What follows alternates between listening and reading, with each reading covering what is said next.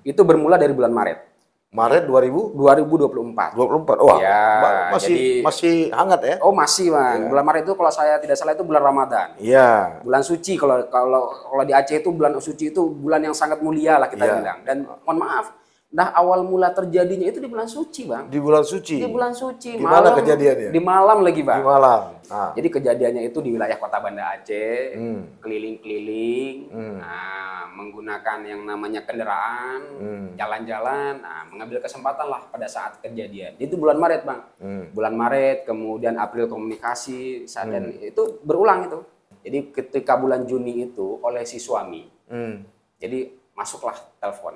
Pada saat masuk telepon itu 3 kali nada panggilan dengan kode, misal dengan kode tertentu. Oh, nada dering tertentu. Oke. Enggak, bukan nada dering tertentu tapi dengan kode. Jadi kalau kita miss call, ya istilah miss call. 3 kali. Seorang suami kan begitu melihat ada panggilan 3 kali, dia mencoba. Nah, begitu terbuka, suami mana yang siap, Bang? Begitu dia ketahui bahwasanya mohon maaf, istrinya sudah melakukan yang mungkin dalam tanda kutip bagi kita orang Aceh itu sudah tidak layak lagi lah.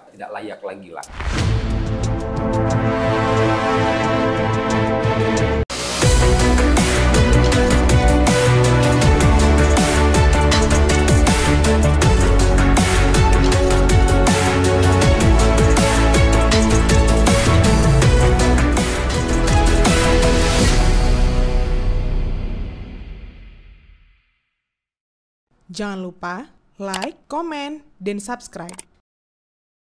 Serta aktifkan lonceng notifikasi.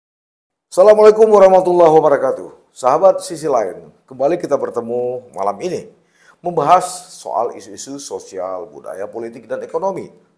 Dan khusus malam ini saya akan mengajak Anda untuk berbicara soal cerita tentang percintaan. Ini terkait dengan isu yang sedang berkembang di Banda Aceh berdasarkan pemberitaan sejumlah media pers. Seorang oknum pengurus partai politik nasional berinisial AF diduga melakukan asusila atau jarimah khalwat atau jarimah itilat dengan seorang perempuan yang masih berstatus istri dari seorang karyawan swasta.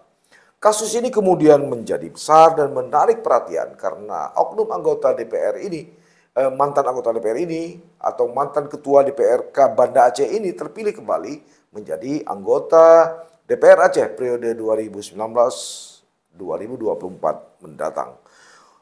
Saya sudah coba berusaha mengkonfirmasi kepada yang bersangkutan, namun tidak ada jawaban, dan saya juga sudah melakukan konfirmasi kepada Kabid Humas Polda Aceh karena kasus ini sudah dilaporkan ke Polda Aceh. Namun hingga saat ini saya belum mendapat konfirmasi apapun.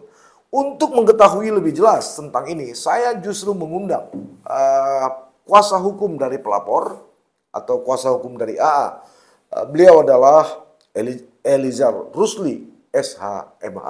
Dari beliau nanti akan coba kita gali sebenarnya kasus ini main-main atau serius sih. Memang benar-benar asusila atau khalwat atau ini hanya sekedar rumor-rumor yang berkembang di dalam masyarakat.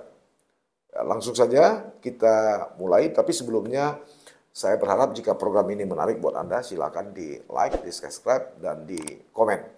Assalamualaikum Pak Elizar. Waalaikumsalam Bang. Terima kasih atas waktunya, saya tahu Anda terlalu sibuk ya, tapi terima kasih telah hadir kembali malam ini. Atas undangannya pada malam hari ini. Iya. Saya yakin pasti penonton kita ingin tahu lebih awal, lebih cepat karena ini menarik. Kita langsung aja. Siap. Menurut Pak Elizar, berdasarkan kuasa yang diberikan oleh pelapor ya, ini kasus benar-benar asusila atau jarimah khalwat atau jarimah itilat atau ini rumor?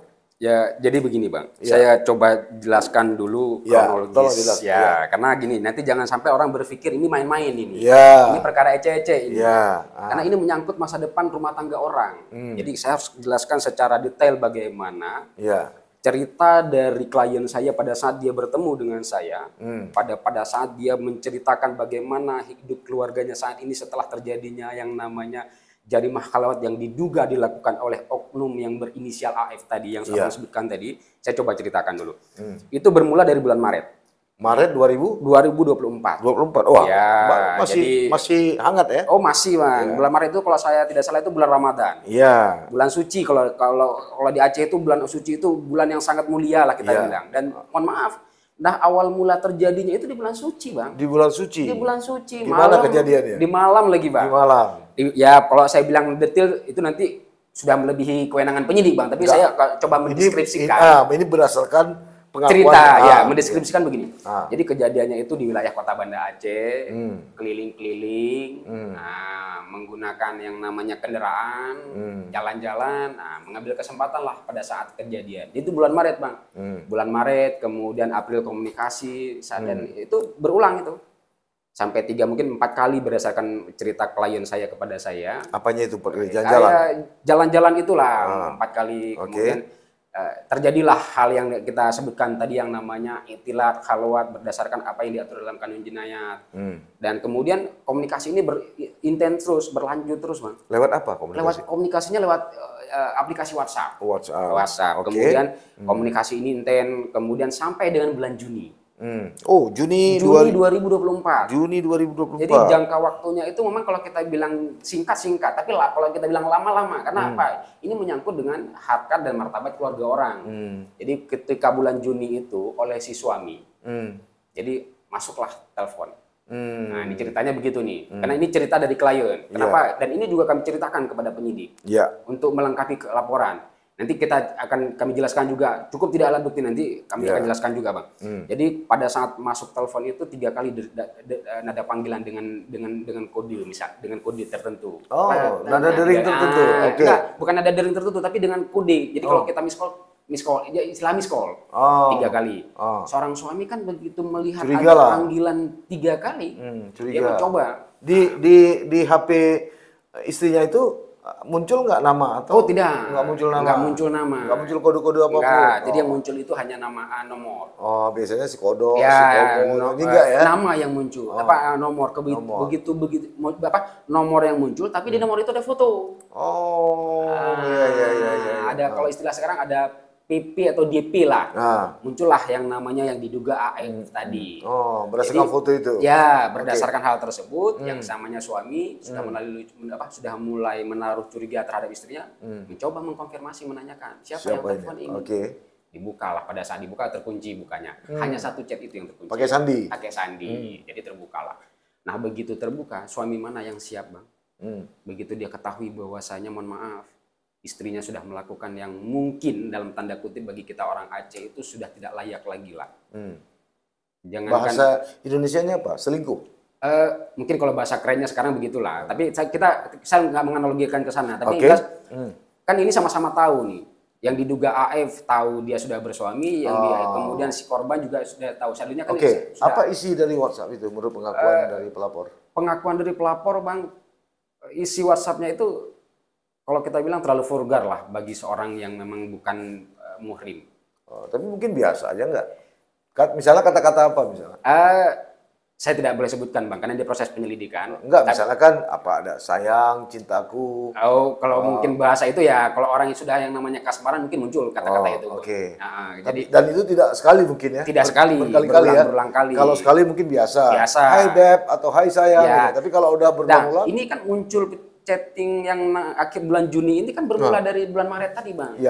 Jadi bulan Maret tadi yang bulan puasa tadi, disitulah komunikasi intensnya. Jadi tatap muka mungkin ketemu, komunikasi. Jadi nggak ada lagi komunikasi jarak jauh lah. Sehingga pada saat sudah jauh mungkin komunikasinya via. Jauhnya gimana? Artinya nih si istri pelapor ini? Ya di Banda Aceh, cuman jauhnya kan yang namanya kita tidak serumah dengan orang yang kan jauh juga. Tidak serumah dengan suaminya. Iya. Rindu kali ya, melepaskan rindu. Kalau kita bilang itu, kita nggak bisa persepsikan dulu. Tapi jelas, tapi ini yang kita mau bilang, ini adalah istri orang. Tadi, apakah dalam HP itu, WhatsApp itu hanya kata-kata mesra, vulgar, atau juga ada foto-foto? Kalau ini saya bukan nanti. Enggak, hasil investigasi kami, hasil investigasi wartawan kami, ini tidak saya minta Anda membenarkan. Tapi jangan nanti Anda disalahkan. Hasil investigasi wartawan saya di beberapa sumber menyebutkan ada foto. Ada foto. Kalau bisa saya katakan mungkin ada benarnya, Pak. Ada benarnya. Ada Oke, benarnya. ini kan kita saling cross check. Ya, betul. Jadi apa yang Tapi kalau saya kan tidak bisa membuka semuanya, Pak. Apa yang diketahui oleh wartawan saya juga harus saya tanyakan. Betul, juga. Jangan menimbulkan fitnah betul, nanti. Betul. Oke, mulai Maret sampai Juni. Ya. Kira-kira menurut Pak atau Bung Elizar, di mana sih mereka kenalnya? Tentu kan nggak ada asap kalau nggak ada api. Menurut cerita dari klien kita pada saat kita coba untuk mapping, karena kan sebelum kita buat laporan kita mapping dulu, nggak mungkin kita langsung terima, langsung masuk ke kepolisian, enggak, kita mapping dulu, kita lihat dulu ini memenuhi unsur atau tidak ini, cukup tidak alat buktinya ini. Kemudian kita tidak melihat latar belakang yang diduga melakukan ini, kita nggak lihat itu, Pak. Kami nggak pernah lihat itu, tapi yang jelas due process of law itu yang kami perhatikan.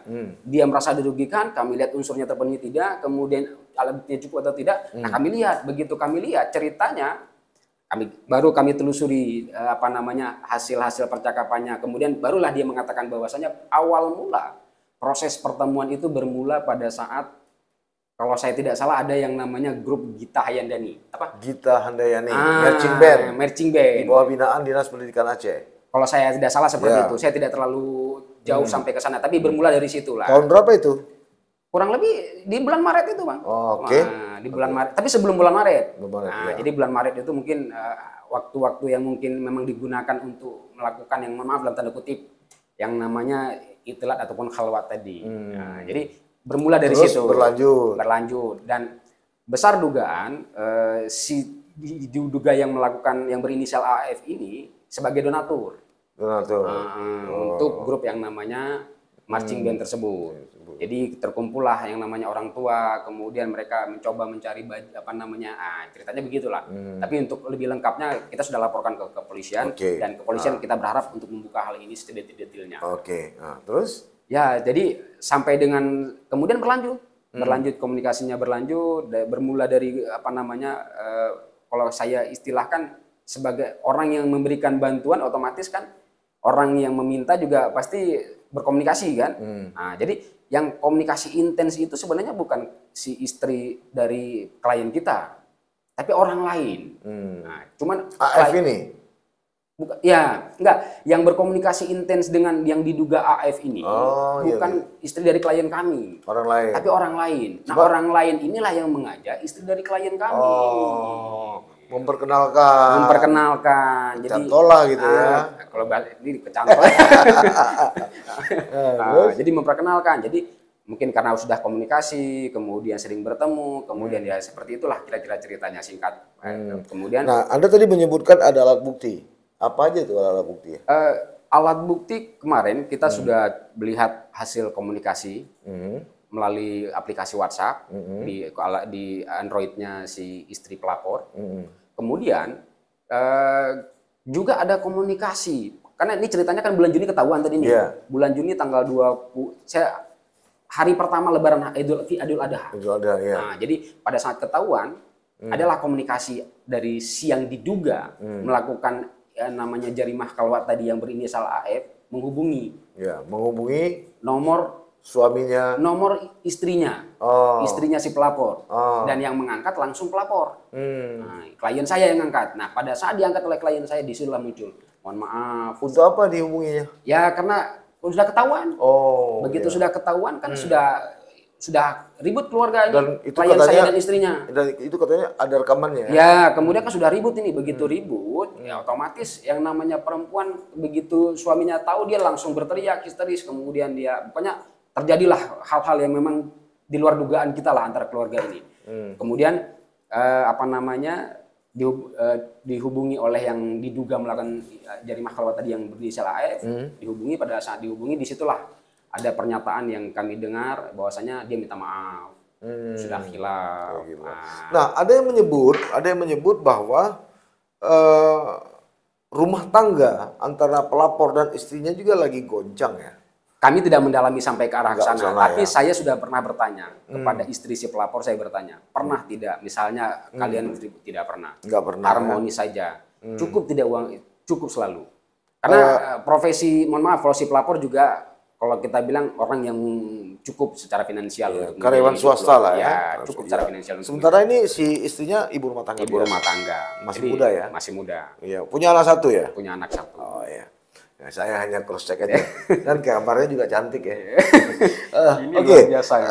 Oke, Pak, tadi saya ketika konferensi pers kemarin juga wartawan saya melapor dan saya baca di media, kabarnya Anda sudah menguji keabsahan dari alat bukti WhatsApp. Dan betul.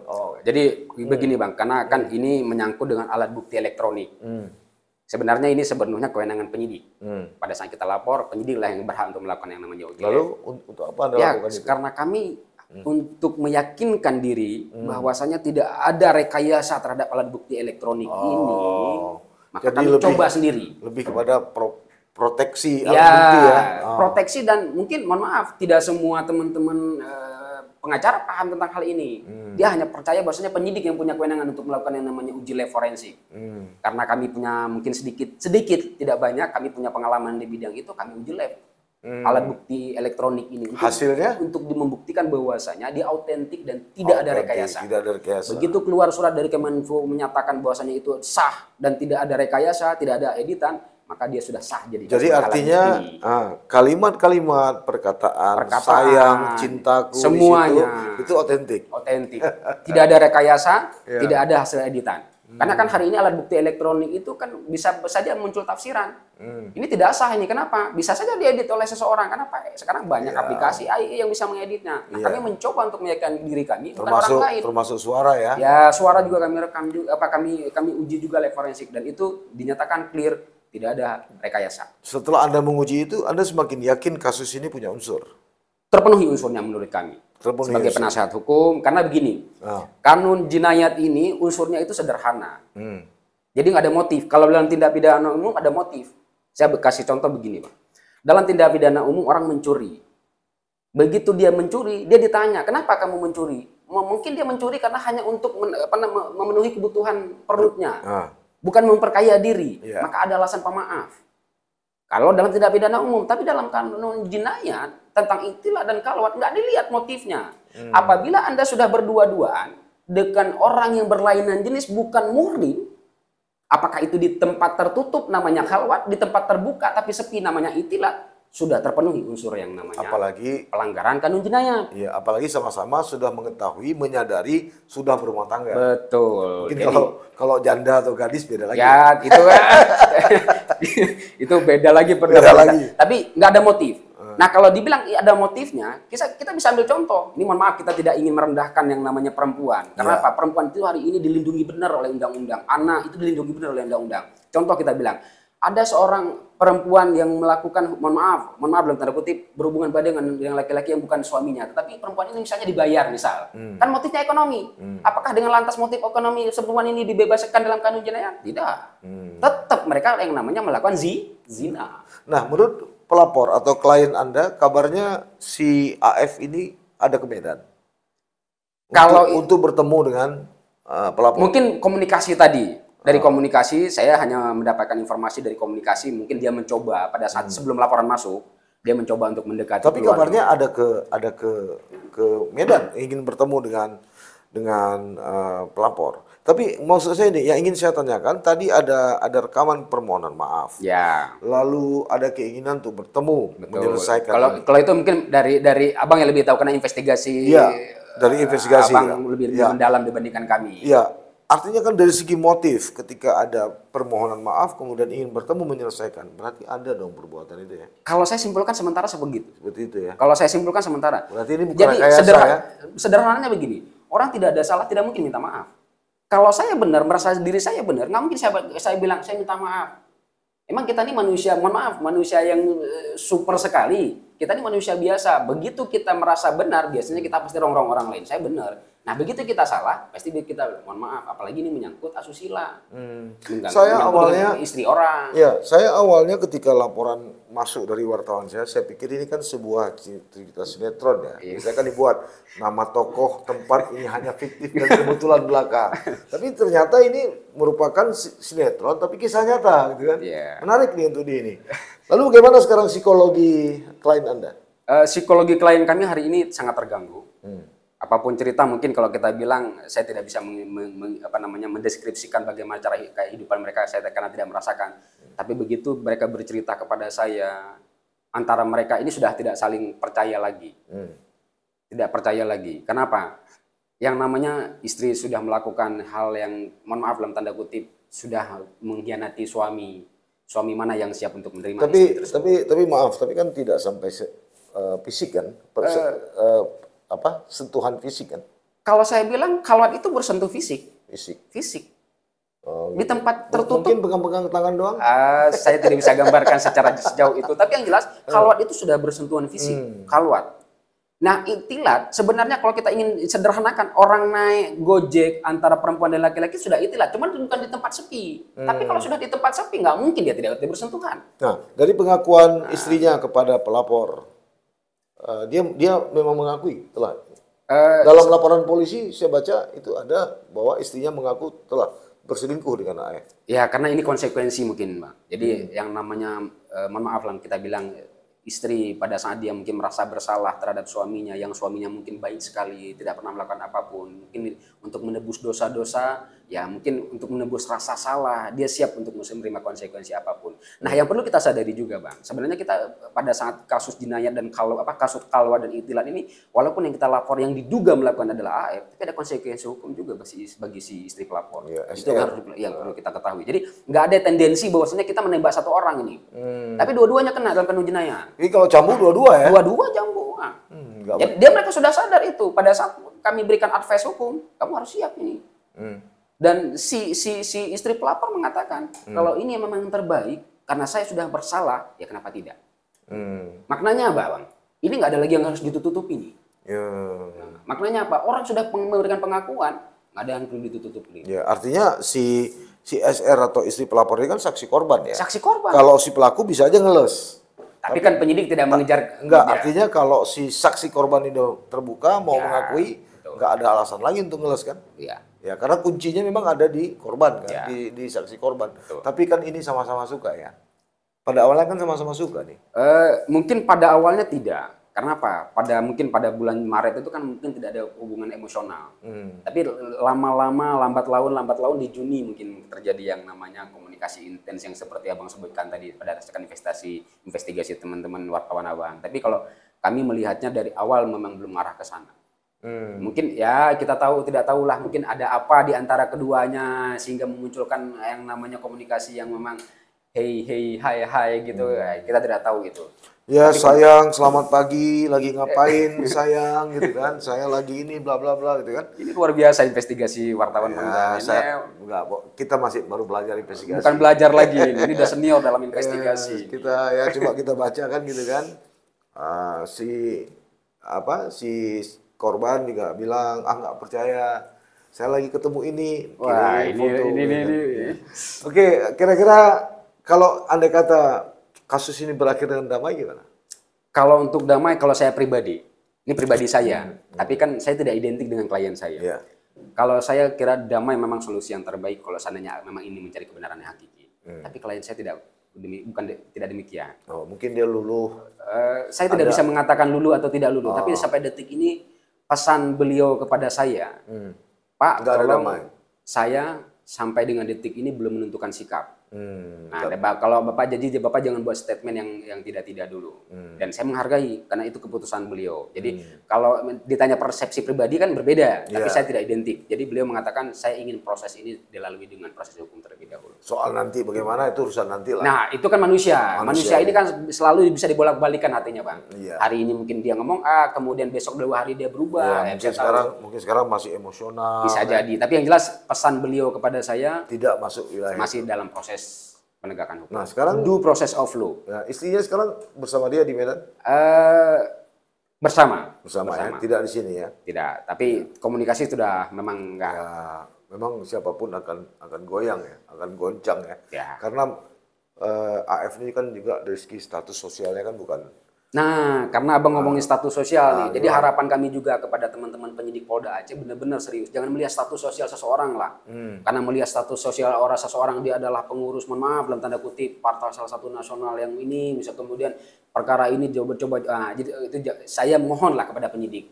Bekerjalah profesional. Ya, tapi kan salah satu petinggi Partai Demokrat Aceh itu sudah membicara di dalam media bahwa ini adalah urusan pribadi, tidak urusan partai. Oke, kalau saya setuju. Nah, mudah-mudahan mereka konsisten juga. Konsisten dengan apa yang sudah diungkapkan. Karena ini menyangkut dengan kearifan lokal, Bang. Kalau kita tidak menghargai, siapa lagi? Oke, ini kalau jika terbukti nanti, ini kan baru ajas praduga. Ya, kita diduga, masih diduga. Jika terbukti ini, apakah jarimah khalwat atau jarimah itidar ini berapa kali cambuk nih? Kalau khalwat itu cambuknya 10 kali. 10 kali? 10 kali. Nah, kalau tilat itu cambuknya 30 kali. 30 kali. Dalam kanun jenayah itu menjelaskan cambuk 10 kali atau denda 120 gram emas atau kurungan 4 bulan penjara. Dan dalam pasal 25 tentang tilat juga menjelaskan hal yang sama. Cambuk 30 kali atau denda 120 gram emas atau kurungan penjara 4 bulan. Tapi ini bukan masalah dendanya nih. Ya. Masalah cambuk di Taman Sari ini masalahnya. Ini kalau denda emas saya kira berapapun sanggup kan.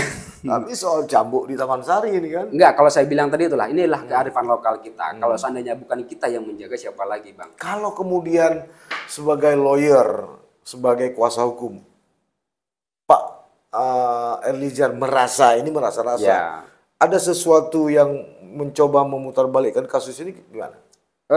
Saya sampai dengan detik ini kami masih tetap yakin dan ini adalah due process of law. Dan saya sudah jelas menggarisbawahi pada saat teman-teman kemarin tanya ke saya juga dalam pertemuan diundang oleh teman-teman wartawan, saya bilang saya tidak pernah melihat siapapun. Yang kami minta adalah hari ini proses hukumnya benar, due process of law-nya benar. Dan kami juga memohon dan meminta kepada penyidik benar-benar dilihat ini proses hukumnya. Jangan kemudian dibelok ke kiri, dibelok ke kanan atas kepentingan ini, kepentingan sana. Kalau kita tidak ada kepentingan siapapun. Kami melihat, kalau kami dari kuasa hukum melihat adalah kepentingan hukum klien kami. Ini pertanyaan yang paling subjektif dan ini tidak usah dibawa ke hati. Ini pertanyaan intermezzo aja. Pak Eliezer sudah ketemu dengan pelapor. Pak Eliezer juga kenal siapa AF. Kira-kira siapa ganteng? Ini pertanyaannya luar biasa. Tapi saya baru ketemu dua-duanya. Mungkin kalau AF saya sudah kenal, mungkin walaupun beliau tidak kenal saya, karena kan tokoh kan. Saya baru tahu pada saat laporan. Dengan pelapor siapa ganteng? Dari segi usia masih muda, yang muda lah. Dari AF dan dari AA, dengan saya siapa ganteng? Ini susah sekali jawabnya. Enggak, persoalannya saya udah lihat SR ini cakep loh orangnya. Oh gitu. Dari ini luar biasa investigasi. Dari investigasi wartawan sih cakep. Ya lumayan lah untuk rata-rata seorang perempuan Aceh cakep lah. Ya, masih muda. Saya kalau udah senior turun lapangan ini, turun gunung ini saya nggak bisa membantah lagi. Kenapa? Ya artinya kan ini siapapun semuanya, siapa orang pun akan mengalami seperti ini. Ya, tapi kan kalau saya tidak berani bercerita terlalu banyak karena ini masih proses penyelidikan, Bang. Dan kami menghargai ke teman-teman kepolisian, jangan sampai statement kami nanti membuat proses penyelidikannya menjadi tidak fokus lagi. Ya, makanya saya katakan tadi ini adalah sebuah pertanyaan intermezzo, main-main. Jangan terlalu tegang juga. Kasus ini rileks, kok kita pula jadi tegang kan. Baik Pak Eliezer Rusli, terima kasih. Terima kasih Bang atas waktunya. Mudah-mudahan sedikit banyaknya penonton kita sudah paham lah di mana duduk persoalan. Karena sebelumnya seperti yang saya katakan sejak awal tadi, ada yang menyebut ini adalah sebuah rumor, ada yang menyebut ini adalah sebuah fitnah, ini adalah sebuah gerakan politik tertentu untuk membunuh karakter seseorang.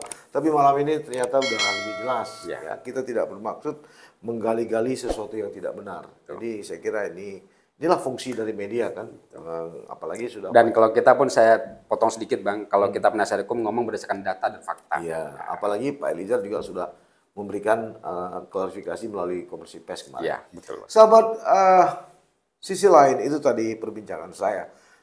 Berulang kali dan selalu saya mengatakan, saya tidak akan mengambil kesimpulan dari apa yang kami bicarakan. Andalah sebagai pemegang mandat tertinggi untuk mengambil kesimpulan dari semua ini. Anda pro silakan, Anda kontra juga silakan. Silakan Anda tulis komentar Anda, apa yang Anda rasakan, apa yang menurut Anda yang terjadi saat ini. Mudah-mudahan tetap saja kita harus berpikir positif. Semoga saja siaran ini memberi manfaat dan edukasi untuk kita semua. Paling tidak lebih berhati-hati dalam bermedia sosial. Sampai bertemu. Assalamualaikum warahmatullahi wabarakatuh.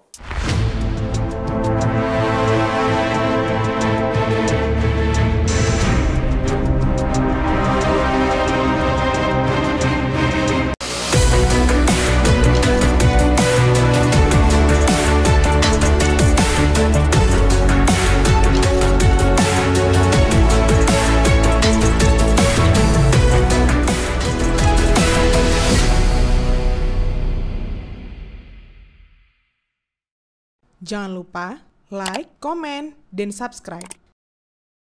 Serta aktifkan lonceng notifikasi.